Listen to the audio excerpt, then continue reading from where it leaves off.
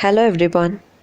Today I'm going to start with the Immortals of Meluha, the first book from the Shiva Trilogy written by Amish Tripathi. Have a great read. The Shiva Trilogy. Shiva, the Mahadev, the god of gods, destroyer of evil, passionate lover, fierce warrior, consummate dancer, charismatic leader, all powerful yet incorruptible, quick wit accompanied by an equally quick and fearsome temper.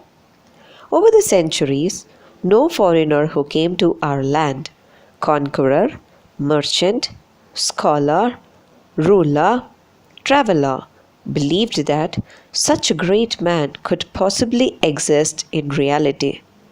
They assumed that he must have been a mythical god whose existence could be possible only in the realms of human imagination.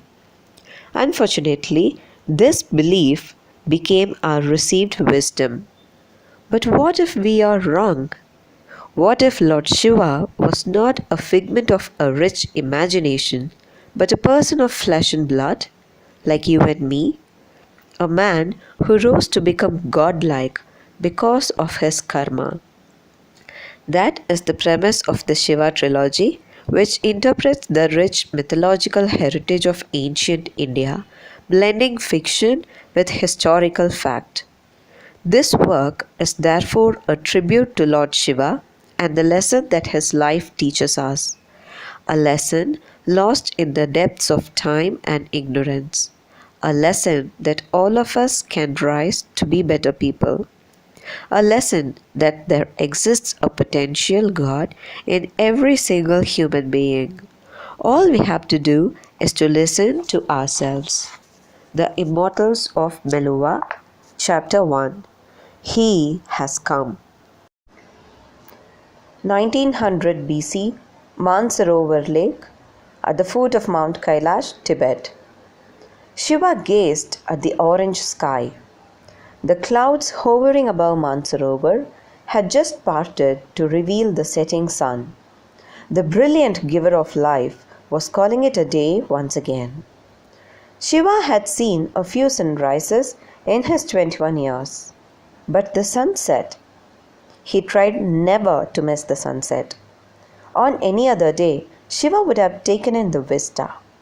The sun and the immense lake against the magnificent backdrop of the Himalayas, stretching as far back as the eye could see. But not today. He squatted and perched his lithe, muscular body on the narrow ledge extending over the lake. The numerous battle scars on his skin gleamed in the shimmering reflected light of the waters. Shiva remembered well his carefree childhood days. He had perfected the art of throwing pebbles that bounced off the surface of the lake. He still held the record in his tribe for the highest number of bounces, 17. On a normal day, Shiva would have smiled at the memory from a cheerful past that had been overwhelmed by the angst of the present. But today, he turned back towards his village without any hint of joy. Bhadra was alert, guarding the main entrance. Shiva gestured with his eyes. Bhadra turned back to find his two backup soldiers dozing against the fence. He cursed and kicked them hard. Shiva turned back towards the lake. God bless Bhadra. At least he takes some responsibility. Shiva brought the chillum made of yak bone to his lips and took in a deep drag. Any other day, the marijuana would have spread its magnificence, dulling his troubled mind and letting him find some moments of solace. But not today. He looked left at the edge of the lake where the soldiers of the strange foreign visitor were kept under guard. With the lake behind them and 20 of Shiva's own soldiers guarding them, it was impossible for them to mount any surprise attack. They let themselves be disarmed so easily. They aren't like the bloodthirsty idiots in our land who are looking for any excuse to fight. The foreigner's words came flooding back to Shiva. Come to our land. It lies beyond the great mountains. Others call it Meluha. I call it heaven. It is the richest and most powerful empire in India. Indeed, the richest and most powerful in the whole world. Our government has an offer for immigrants. You will be given fertile land and resources for farming. Today, your tribe, the Gunas, fight for survival in this rough, arid land. Meluha offers you a lifestyle beyond your wildest dreams. We ask for nothing in return. Just live in peace, pay your taxes, and follow the laws of the land. Shiva mused that he would certainly not be a chief in this new land. Would I really miss that so much?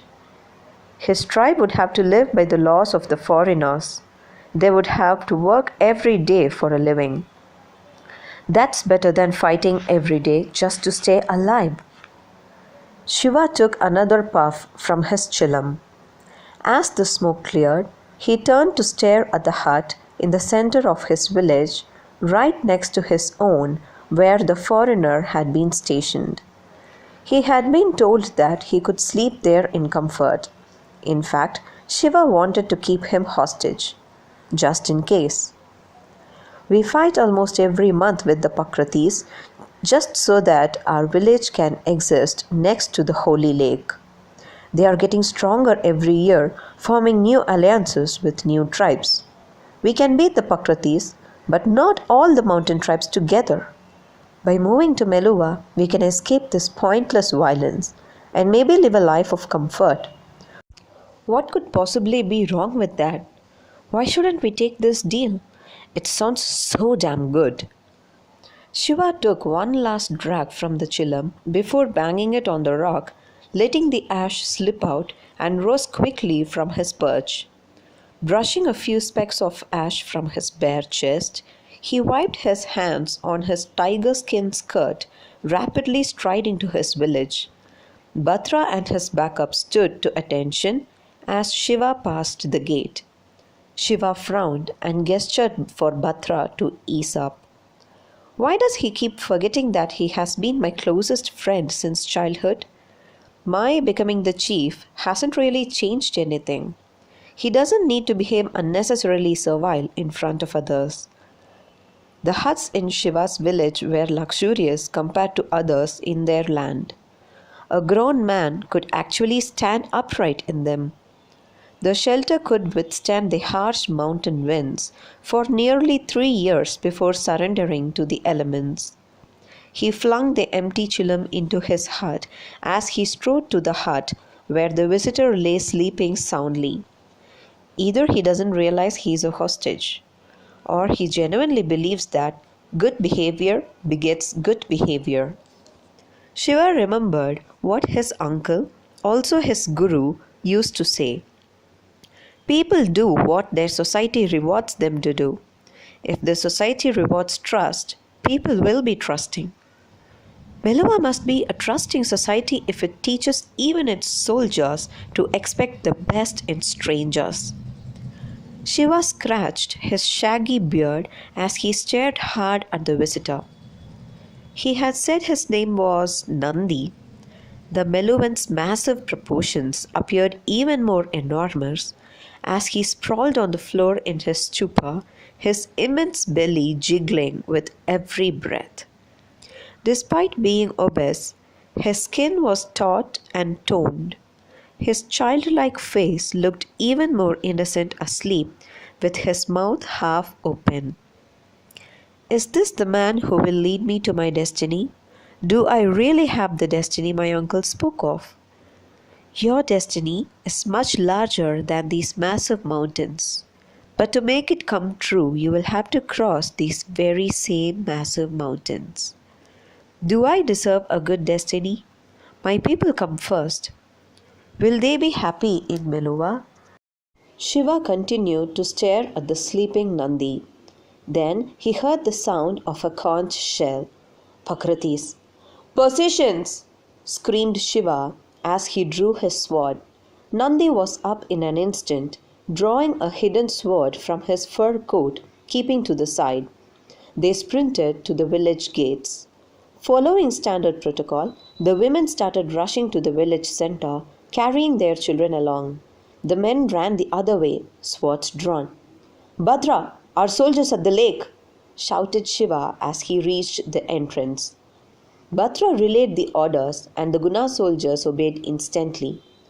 They were surprised to see the Meluhans draw weapons hidden in their coats and rush to the village. The Pakratis were upon them within moments. It was a well-planned ambush by the Pakratis. Dusk was usually a time when the Guna soldiers took time to thank their gods for a day without battle. The women did their chores by the lakeside.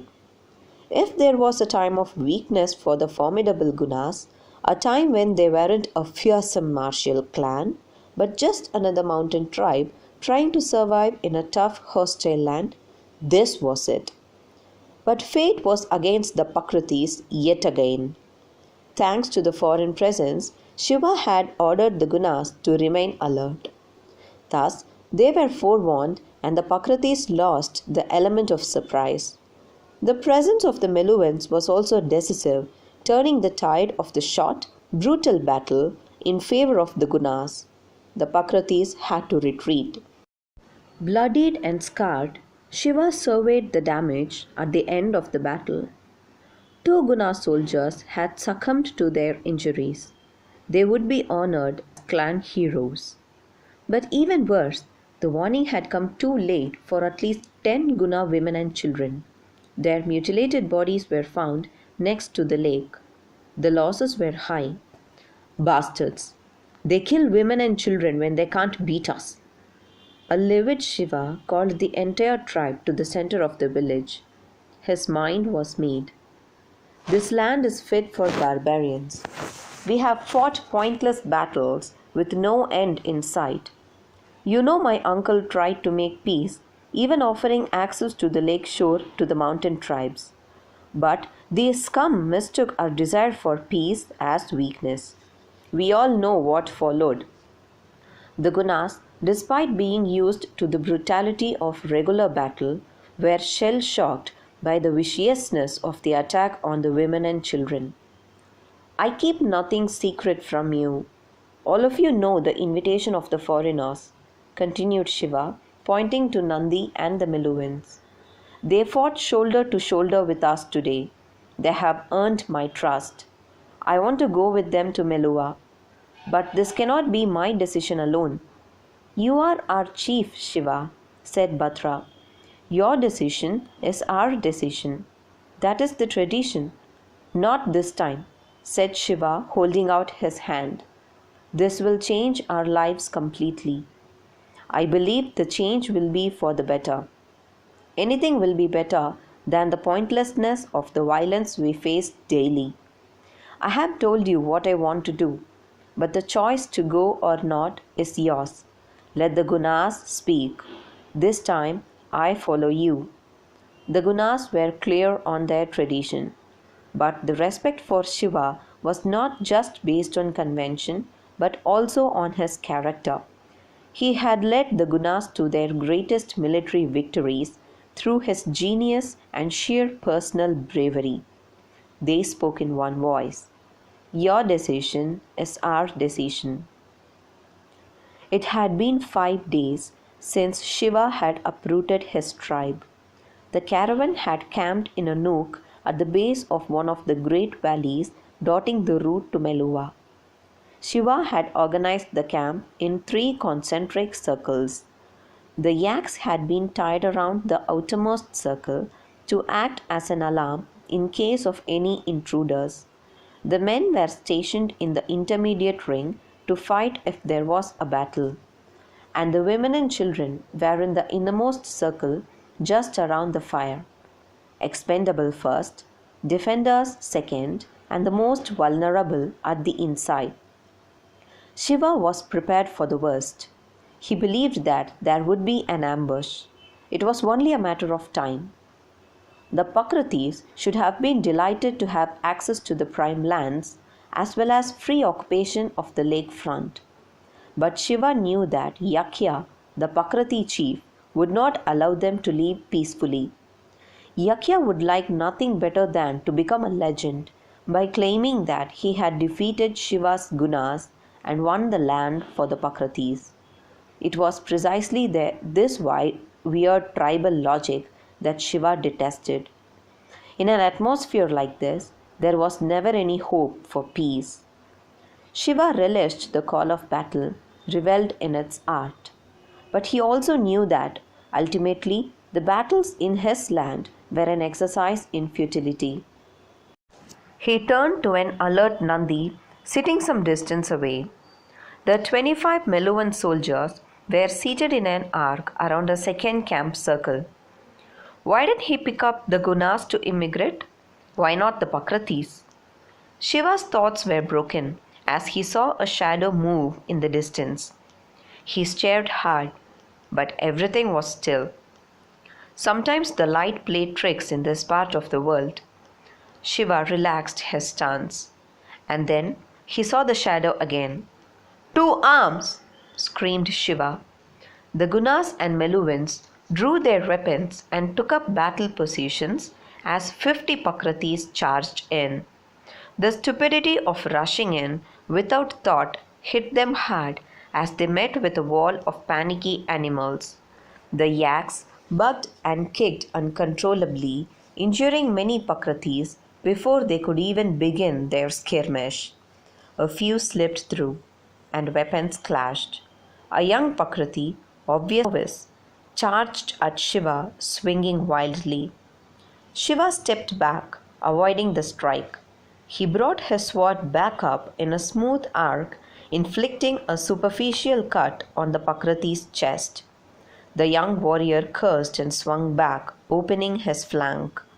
That was all Shiva needed. He pushed his sword in brutally, cutting through the gut of his enemy. Almost instantly, he pulled the blade out, twisting it as he did, and left the Pakrati to a slow, painful death. Shiva turned around to find a Pakrati ready to strike a Guna. He jumped high and swung from the elevation, slicing neatly through the Pakrati's sword arm, severing it. Meanwhile, Bhadra, as adept at the art of battle as Shiva, was fighting 2 Pakratis simultaneously with a sword in each hand. His hump did not seem to impede his movements as he transferred his weight easily, striking the Pakrati on his left on his throat. Leaving him to die slowly, he swung with his right hand, cutting across the face of the other soldier, gouging his eye out. As the soldier fell, Bhadra brought his left sword down brutally, ending the suffering quickly for this hapless enemy. The battle at the Meluhan end of camp was very different. They were exceptionally well-trained soldiers, but they were not vicious. They were following rules, avoiding killing as far as possible. Outnumbered and led poorly, it was but a short while before the Pakratis were beaten. Almost half of them lay dead, and the rest were on their knees, begging for mercy. One of them was Yakya, his shoulder cut deep by Nandi, debilitating the movement of his sword arm. Bhadra stood behind the Pakrati chief, his sword raised high, ready to strike. Shiva, quick and easy or slow and painful? Sir, intervened Nandi before Shiva could speak. Shiva turned towards the Meluhan. This is wrong. They are begging for mercy. Killing them is against the rules of war. You don't know the Pakratis, said Shiva. They are brutal. They will keep attacking us even if there is nothing to gain. This has to end, once and for all. It is already ending. You are not going to live here anymore. You will soon be in Meluha. Shiva stood silent. Nandi continued. How you want to end this is up to you. More of the same or different. Bhadra looked at Shiva, waiting. You can show the Pakratis that you are better, said Nandi. Shiva turned towards the horizon, seeing the massive mountains. Destiny, change of a better life? He turned back to Batra. Disarm them, take all their provisions, release them. Even if the Pakratis are mad enough to go back to their village, rearm and come back, we would be long gone. A shocked Bhadra stared at Shiva, but immediately started implementing the order. Nandi gazed at Shiva with hope. There was but one thought that reverberated through his mind. Shiva has the heart. He has the potential. Please let it be him. I pray to you, Lord Ram. Let it be him. Shiva walked back to the young soldier he had stabbed. He lay on the ground, face contorted in pain, as blood oozed slowly out of his guts.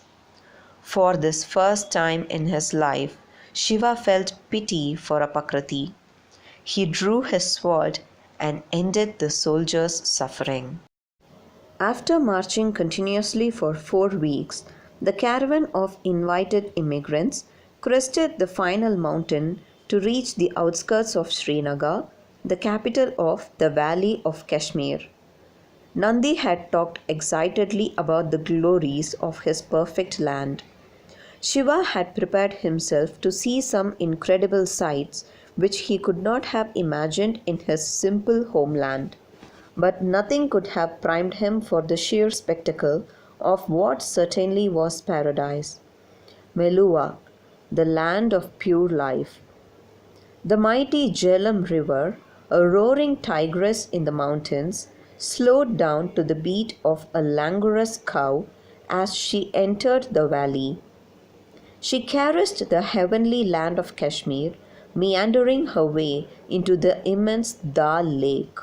Further down, she broke away from the lake, continuing her journey to the sea.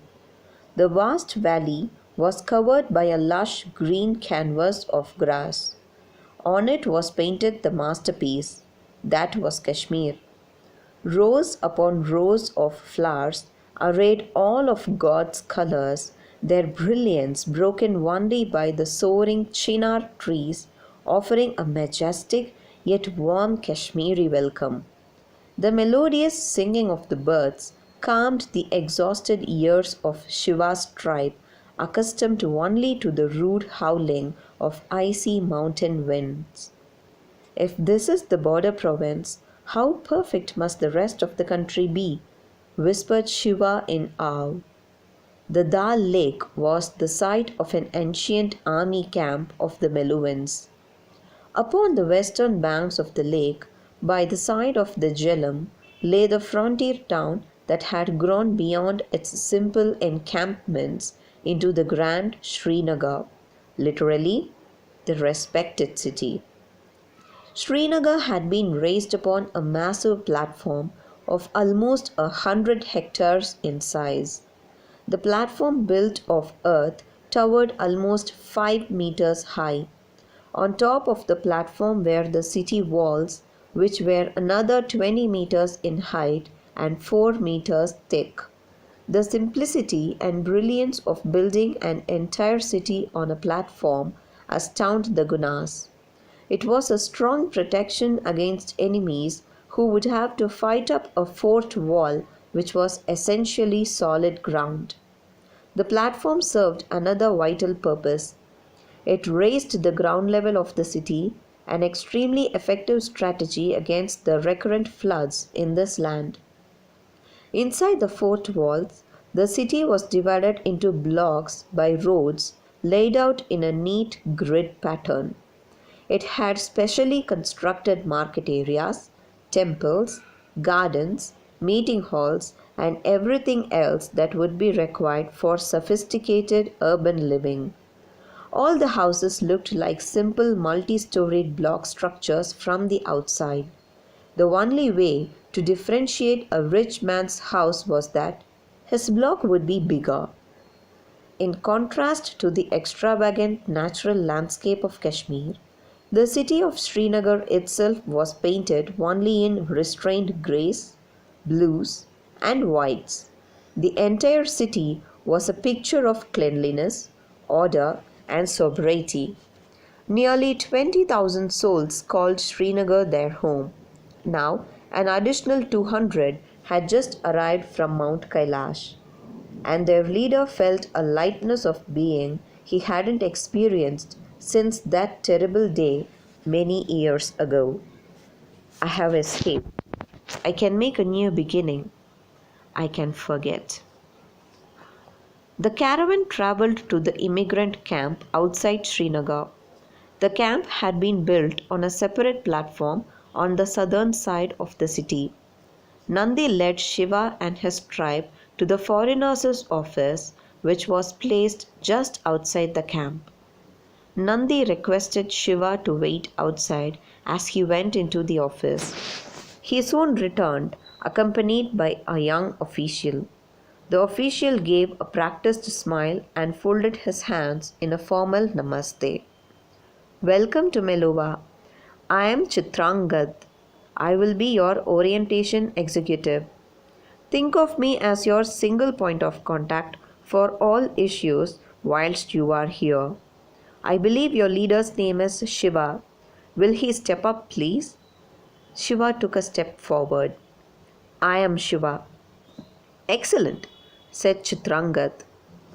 Would you be so kind as to follow me to the registration desk, please? You will be registered as the caretaker of your tribe. Any communication that concerns them will go through you. Since you are the designated leader, the implementation of all directives within your tribe would be your responsibility. Nandi cut into Chitrangad's officious speech to tell Shiva, Sir, if you will just excuse me, I will go to the immigrant camp quarters and arrange the temporary living arrangements for your tribe.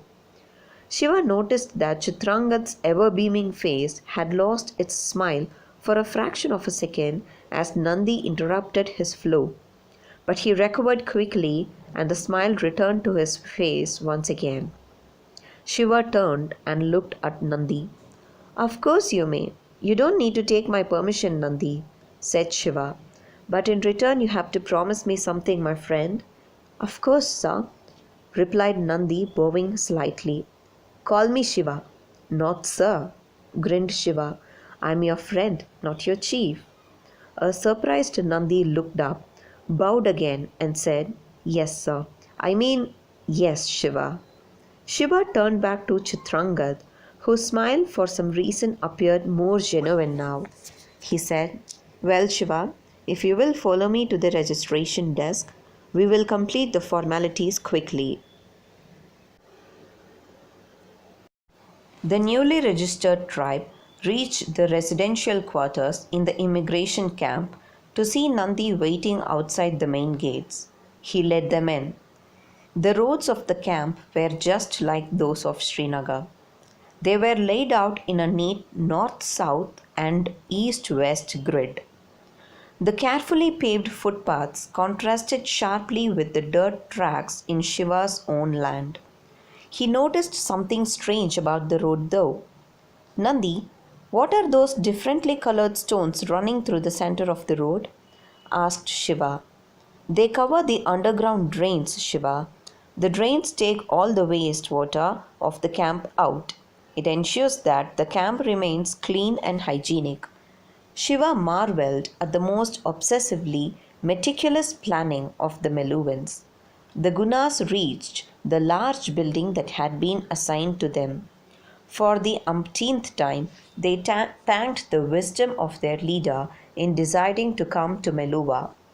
The three-storied building had comfortable, separate living quarters for each family. Each room had luxurious furniture, including a highly polished copper plate on the wall on which they could see their reflection. The rooms had clean linen bed sheets, towels, and even some clothes. Feeling the cloth, a bewildered Shiva asked, What is this material? Chitrangat replied enthusiastically, It's cotton, Shiva. The plant is grown in our lands and fashioned into the cloth that you hold. There was a broad picture window on each wall to allow the light and the warmth of the sun. Notches on each wall supported a metal rod with a controlled flame on top for lighting. Each room had an attached bathroom with a sloping floor that enabled the water to flow naturally to a hole which drained it out.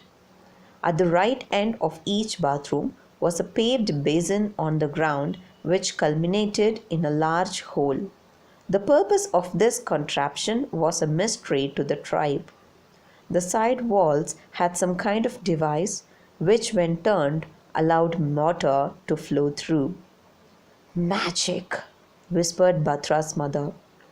Beside the main door of the building was an attached house. A doctor and her nurses walked out of the house to greet Shiva. The doctor, a petite, white-skinned woman, was dressed in a simple white cloth tied around her waist and legs in a style the Meluhans called dhoti. A smaller white cloth was tied as a blouse around her chest, while another cloth called an angavastram was draped over her shoulders. The center of her forehead bore a white dot. Her head had been shaved clean except for a knotted tuft of hair at the back called a choti. A loose string called a jano was tied down from her left shoulder across her torso to the right side. Nandi was genuinely startled at seeing her. With a reverential namaste, he said, "Lady Ayurvati, I didn't expect a doctor of your stature here." Ayurvati looked at Nandi with a smile and a polite namaste. "I strongly believe in the fieldwork experience program, Captain. My team follows it strictly. However, I am terribly sorry, but I didn't recognize you. Have we met before?" "My name is Captain Nandi, my lady." "We haven't met, but who doesn't know you, the greatest doctor in the land?" "Thank you, Captain Nandi," said a visibly embarrassed Ayurvati. "But I think you exaggerate. There are many far superior to me."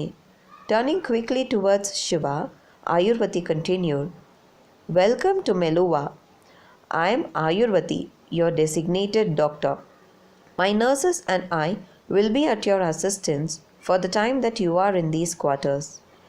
Hearing no reaction from Shiva, Chitrangat said in his most earnest voice, "These are just temporary quarters, Shiva. The actual houses that will be allocated to your tribe will be much more comfortable. You have to stay here only for the period of the quarantine, which will not last more than 7 days. "Oh no, my friend. The quarters are more than comfortable. They are beyond anything that we could have imagined." "What say, Mosi?" grinned Shiva at Bhadra's mother before turning back to Chitrangan with a frown. "But why the quarantine?" Nandi cut in. "Shiva, the quarantine is just a precaution. We don't have too many diseases in Meluha. Sometimes immigrants may come in with new diseases. During this 7-day period, the doctors will observe and cure you of any such ailments. Any one of the guidelines that you have to follow to control diseases is to maintain strict hygiene standards," said Ayurvati. Shiva grimaced at Nandi and whispered, "Hygiene standards?" Nandi's forehead crinkled into an apologetic frown while his hands gently advised acquiescence. He mumbled, "Please go along with it, Shiva. It is just one of those things that we have to do in Meluha. Lady Ayurvati is considered to be the best doctor in the land." "If you are free right now, I can give you your instructions," said Ayurvati. "I am free right now," said Shiva with a straight face, "but I may have to charge you later." Bhadra giggled softly while Ayurvati stared at Shiva with a blank face, clearly not amused at the pun. "I don't understand what you're trying to say," said Ayurvati frostily. "In any case, we will begin at the bathroom." Ayurvati walked into the guest house, muttering under her breath, "These uncouth immigrants." Shiva raised his eyebrows towards Bhadra, grinning impishly. Late in the evening, after a hearty meal, all the Gunas were served a medical drink in their rooms. "Yuck!" grimaced Bhadra, his face contorted. This tastes like yak's piss. How do you know what yak's piss tastes like? Laughed Shiva as he slapped his friend hard on the back. Now go to your room. I need to sleep. Have you seen the beds? I think this is going to be the best sleep of my life. I have seen the bed, damn it, grinned Shiva. Now I want to experience it. Get out. Bhadra left Shiva's room laughing loudly. He wasn't the only one excited by the unnaturally soft beds. Their entire tribe had rushed to their rooms for what they anticipated would be the most comfortable sleep of their lives. They were in for a surprise. Shiva tossed and turned on his bed constantly. He was wearing an orange-colored dhoti. The tiger skin had been taken away to be washed for hygienic reasons. His cotton angavastram was lying on a low chair by the wall. A half-lit shilam lay forlorn on the side table. This cursed bed is too soft, impossible to sleep on. Shiva yanked the bedsheet off the mattress, tossed it on the floor, and lay down. This was a little better. Sleep was stealthily creeping in on him, but not as strongly as at home. He missed the rough, cold floor of his own hut. He missed the shrill winds of Mount Kailash, which broke through the most determined efforts to ignore them. He missed the comforting stench of his tiger skin. No doubt, his current surroundings were excessively comfortable, but they were unfamiliar and alien. As usual, it was his instincts which brought up the truth. It's not the room, it's you. It was then that Shiva noticed that he was sweating. Despite the cool breeze, he was sweating profusely. The room appeared to be spinning lightly. He felt as if his body was being drawn out of itself. His frostbitten right toe felt as if it was on fire. His battle-scarred left knee seemed to be getting stretched. His tired and aching muscles felt as if a great hand was remolding them. His shoulder bone, dislocated in days past and never completely healed, appeared to be ripping the muscles aside so as to re-engineer the joint. The muscles, in turn, seemed to be giving way to the bones to do their job. Breathing was an effort. He opened his mouth to help his lungs along, but not enough air flowed in. Shiva concentrated with all his might, opened his mouth wide, and sucked in as much air as he could. The curtains by the side of the window rustled as a kindly wind rushed in. With a sudden gush of air, Shiva's body relaxed just a bit. And then the battle began again. He focused and willed giant gasps of air into his hungry body. Knock, knock. The light tapping on the door alerted Shiva. He was disoriented for a moment, still breathing hard. His shoulder was twitching. The familiar pain was missing. He looked down at his knee. It didn't hurt anymore. The scar had vanished. Still gasping for breath, he looked down at his toe, whole and complete now. He bent to check it. A cracking sound reverberated through the room as his toe made its first movement in years. Still breathing hard. There was also an unfamiliar tingling coldness in his neck. Very cold. Knock, knock. A little more insistent now. A bewildered Shiva staggered to his feet, pulled the angavastram around his neck for warmth, and opened the door. The darkness veiled his face, but Shiva could still recognize Bhadra. He whispered in a panic-stricken voice, "Shiva, I am sorry to disturb you so late, but my mother has suddenly got a very high fever. What should I do?" Shiva instinctively touched Bhadra's forehead.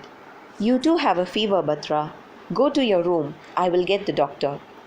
As Shiva raced down the corridor towards the steps, he encountered many more doors, opening with the now familiar message, "Sudden fever! Help!" Shiva sprinted down the steps to the attached building where the doctors were housed. He knocked hard on the door. Ayurvati opened it immediately, as if she was expecting him. Shiva spoke calmly. Ayurvati, almost my entire tribe has suddenly fallen ill. Please come fast. They need help. Ayurvati touched Shiva's forehead. You don't have a fever? Shiva shook his head. No. Ayurvati frowned, clearly surprised. She turned and ordered her nurses. Come on, it's begun. Let's go. As Ayurvati and her nurses rushed into the building, Chitrangad appeared out of nowhere. He asked Shiva, What happened? I don't know. Practically everybody in my tribe suddenly fell ill. You two are sweating heavily. Don't worry. I don't have a fever. Look, I'm going back into the building. I want to see how my people are doing. Chitrangad nodded, adding, I'll call Nandi. As Chitrangad sped away in search of Nandi, Shiva ran into the building. He was surprised the moment he entered. All the torches in the building had been lit. The nurses were going from room to room, methodically administering medicines and advising the scared patients on what they should do. A scribe walked along with each nurse, meticulously noting the details of each patient on a palm leaf booklet. The Meluhans were clearly prepared for such an eventuality. Ayurvati stood at the end of the corridor, her hands on her hips, like a general supervising her superbly trained and efficient troops. Shiva rushed up to her and asked, What about the second and third floor? Ayurvati answered without turning to him. Nurses have already reached all over the building. I will go up to supervise once the situation on this floor has stabilized. We will cover all the patients in the next half hour. You people are incredibly efficient, but I pray that everyone will be okay, said a worried Shiva. Ayurvati turned to look at Shiva. Her eyebrows were raised slightly and a hint of a smile hovered on her serious face. Don't worry, we are Meluhans. We are capable of handling any situation. Everybody will be fine. Is there anything I can do to help? Yes, please go take a bath. What? Please go take a bath right now, said Ayurvati as she turned back to look at her team. Everybody, please remember that all children below the age of 15 must be tonsured. Mastrak, please go up and start the secondary medicines. I'll be there in 5 minutes.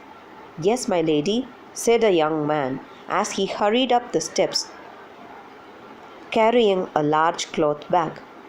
You are still here? Asked Ayurvati as she noticed that Shiva hadn't left. Shiva spoke softly, controlling his rising anger. What difference will my bathing make? My people are in trouble. I want to help.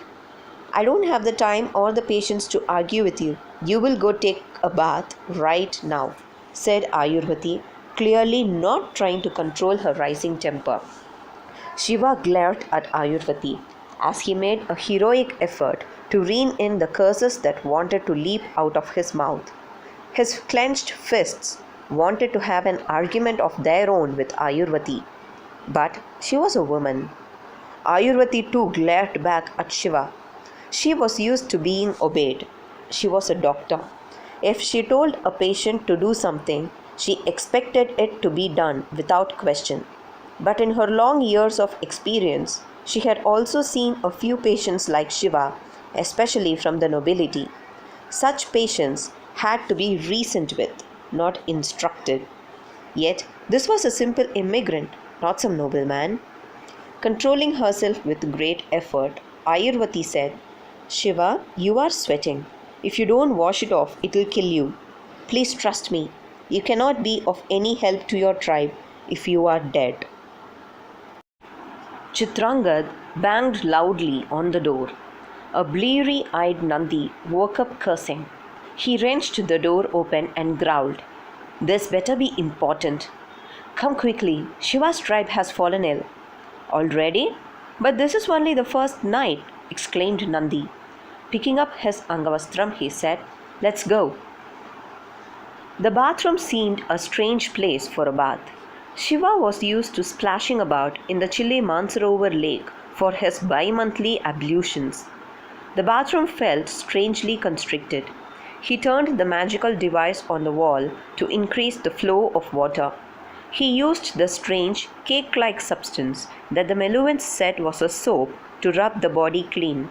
Ayurvati had been very clear. The soap had to be used. He turned the water off and picked up the towel. As he rubbed himself vigorously, the mystifying development he had ignored in the past few hours came flooding back. His shoulder felt better than new. He looked down in awe at his knee. No pain, no scar. He stared in wonder at his completely healed toe. And then he realized that it wasn't just the injured parts, but his entire body felt new, rejuvenated, and stronger than ever. His neck, though, still felt intolerably cold.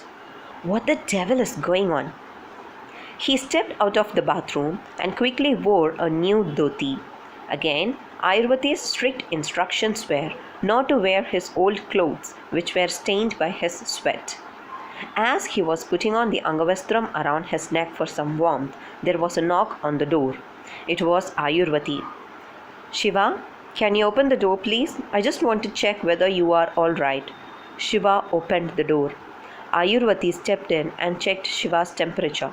It was normal. Ayurvati nodded slightly and said, "You seem to be healthy, and your tribe is recovering quickly as well. The trouble has passed." Shiva smiled gratefully. "Thanks to the skills and efficiency of your team. I'm truly sorry for arguing with you earlier. It was unnecessary. I know you meant well." Ayurvati looked up from her palm leaf booklet with a slight smile and a raised eyebrow. Being polite, away. "I'm not that rude, you know," grinned Shiva. "You people are just too supercilious."